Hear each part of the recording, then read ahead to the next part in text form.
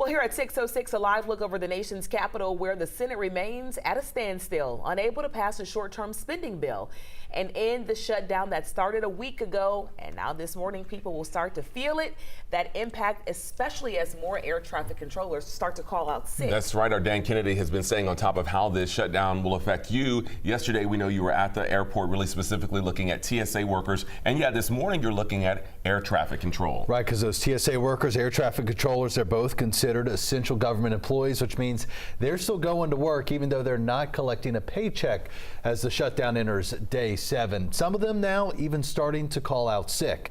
The FAA says at least 12 air traffic control facilities braced for staffing shortages last night. You see it here on this map we made for you. The worst of it was in Burbank, California, where the control tower there had to flat out shut down. The other airports you see here impacted by staffing, though not to that degree. Atlanta not on the map, but you still might be flying to a city that is, including Chicago, Denver, and D.C. Aisha and Jonathan, Transportation Secretary, met with air traffic controllers yesterday in Newark. He says a lot of them are worried about how to make ends meet if they go, weeks without a paycheck, and some now even talk about having to find a second job. Yeah, this is not the time in our economy where people cannot get a check. And we also saw this happen during the last shutdown. Yeah, 2019, that 35-day shutdown. We saw some controllers calling out sick. Then we saw the ground delays. We saw flights canceled.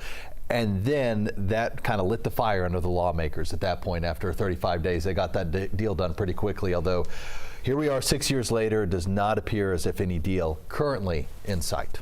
Yeah, it affects so many people, not just at the airport, but beyond, and their families, obviously. Yeah, no doubt about it. I mean, they're already dealing with a very stressful job, and the Transportation Secretary pointed out, as they're trying to land planes, they're also thinking about, how am I going to pay my mortgage? Who's going to watch after the kids? Do I need to get a second job driving Uber? Yeah, lots to think about. Dan, thank you. Sure.